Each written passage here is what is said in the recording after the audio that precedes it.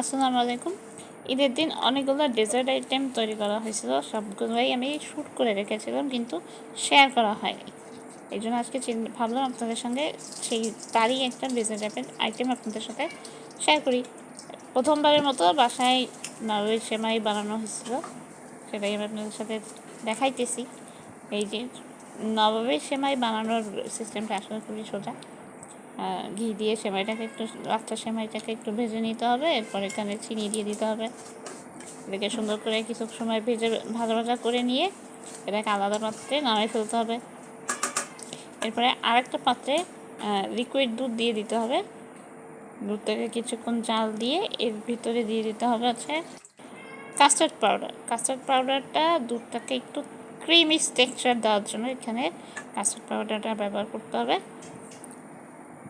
এখানে 2 টেবিল চামচের মতো কাস্টার্ড পাউডার দিয়ে দেওয়া হয়েছে। কাস্টার্ড পাউডার দিয়ে এই দুধটাকে কন্টিনিউসলি নাড়তে হবে, নাহলে একটা দলা দলা পেকে যায়। এটা এভাবে মিশিয়ে নিয়ে হয়ে গেলে এখানে দিয়ে দিতে হবে গুঁড়া দুধ। গুঁড়া দুধের জায়গায় কনডেন্স মিল্কটাও অ্যাড করা যায়, এটা অপশনাল। এটাকেও সুন্দর করে এইভাবে কন্টিনিউস নাড়াচাড়া করে নিতে হবে। এখানে দিয়ে দিতে হবে সামান্য পরিমাণ চিনিটা আপনাদের নিজেদের মিষ্টিটা ব্যালেন্সের জন্য পরিমাণ মতো দিয়ে দিতে হবে। এবার এটাকে সুন্দর করে কিছু সময় 3 থেকে 4 মিনিট জাল করে নিয়ে এটাকে নামিয়ে ঠান্ডা করতে দিতে হবে। এরপরে এখানে কুড়িয়ে রাখা নারকেলের ভিতরে চিনি দিয়ে এটাকে মিশিয়ে নিতে হবে।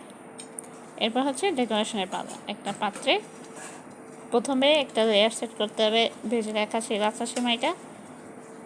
এটা লেয়ার করে দিয়ে এটার উপরে দিয়ে দিতে হবে সেই দুধের ক্রিমটা। এর উপরে আবার লাচ্ছা সেমাইয়ের আরেকটা লেয়ার দিতে হবে।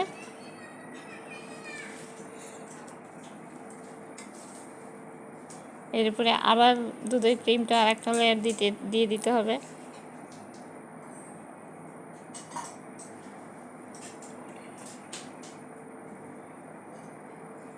এর উপরে কুড়িয়ে রাখা নারকেলটা ছড়িয়ে দিতে হবে, আর তারপরে দিয়ে দিতে হবে ড্রাই ফ্রুটস।